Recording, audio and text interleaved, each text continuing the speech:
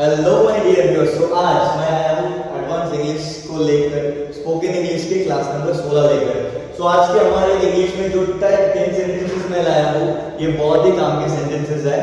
आप अगर चाहो तो इन सेंटेंसेस को अपने कन्वर्सेशन में इस्तेमाल कर सकते हो रादर देन बेसिक इंग्लिश। जैसे कि हमको पता है ये 2026 चल रहा है, इस जमाने में इस टाइम में बेसिक इंग्लिश की उतना ज्यादा महत्व नहीं रहा, तो हमें क्या सीखना पड़ेगा, एडवांस इंग्लिश। और एडवांस इंग्लिश सिखाने के लिए ही मैं हर दिन एक करके स्पोकन इंग्लिश का वीडियोस ला रहा हूँ।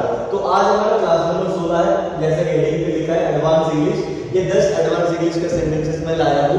आप अभी से अपनी इंग्लिश में इसको इंक्लूड करना शुरू कर दो, आपकी जो इंग्लिश है वो इधर से इधर तक आ जाएगा।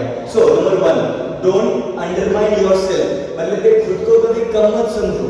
हम क्या करते हैं, बहुत सारे टाइम पर डिप्रेशन में आ जाते हैं, बहुत टाइम पर हम खुद के ऊपर ही सेल्फ डाउट करने लगते हैं। सो डोंट अंडरमाइन योरसेल्फ, मतलब कि खुद को कभी कम मत समझो किसी और से।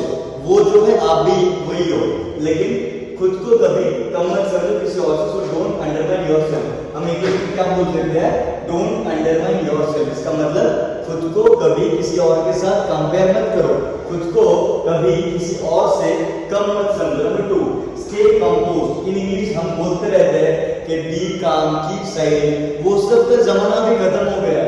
अभी बोलो स्टे कंपोज्ड, शांत रहो। स्टे कंपोज्ड का मतलब है शांत रहो। जैसे हम नॉर्मल इंग्लिश में बोलते हैं maintain silence, keep silence, please don't say, today I want to say stay composed. Stay composed का मतलब है शांत रहना, शांत रहो।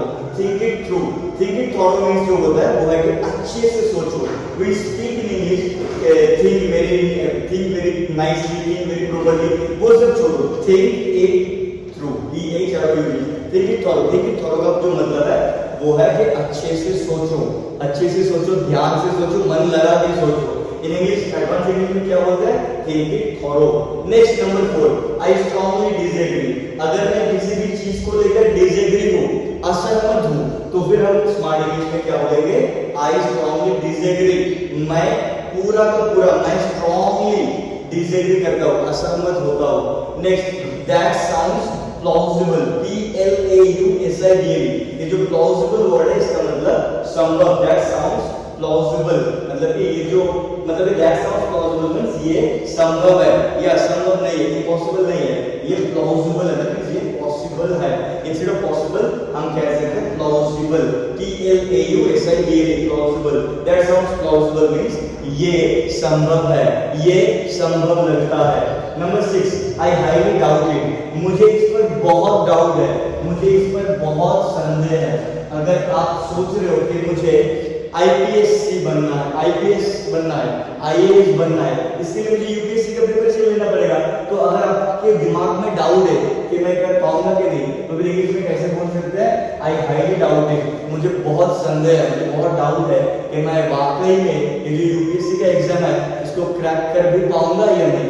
Number 7, that's be pragmatic. हम बोलते हैं ना practical, that's let's be pragmatic, मतलब कि प्रैक्टिकल बनो, मतलब कि ख्याली पलाव में मत जियो, अपनी सोच में मत जियो। जो प्रैक्टिकल है, जो हो सकता है वो सब सोचो। लेट्स बी प्रैग्मेटिक मतलब कि चलो प्रैक्टिकल बनते हैं। Don't jump to conclusions. Don't jump to conclusions मतलब निष्कर्ष पर मत जाओ। डोंट जंप टू कंक्लूजन, समाप्ति पर मत जाओ इतनी जल्दी। डोंट जंप टू कंक्लूजन मतलब कि मानो कहीं पर कुछ तर्क वितर्क हो रहे हैं, जहां पर बात नहीं बन रहा है, तो कोई कंक्लूजन पर जाना चाहते हैं, वो तर्क वितर्क को खत्म करना चाहता है, तो फिर हम कहते हैं डोंट जंप टू कंक्लूजन मतलब खत्म के बारे में सोचो ही मत, उतना दूर तक मत ही जाओ क्योंकि अभी तक फैसला ठीक से हुआ नहीं। डोंट जंप टू कंक्लूजन, निष्कर्ष पर मत जाओ। नंबर जो 9 है ये है I appreciate your candidate. Candidate means जो है CONDOU, कैंडिडेट मींस जो है वो है ये के स्पष्टवादिता। आई अप्रिशिएट योर कैंडिडेट मतलब कि मैं तुम्हारी स्पष्टवादिता को अप्रिशिएट करता हूँ, सराहना करता हूँ। कैंडिडेट मतलब कि बहुत सारे लोग होते हैं जो कि ठीक से बोल नहीं पाते हैं, बात को घुमा फिरा के बोलते हैं, वैसे नहीं। कैंडिडेट मतलब जो स्ट्रेट फॉरवर्डली कुछ बोलते हैं उसको बोलते हैं कैंडिडेट, जिसके दिमाग में और दिल में और मुंह में एक ही चीज है, मतलब कि दिमाग में एक, मुंह में एक, ज़हन में ऐसा नहीं।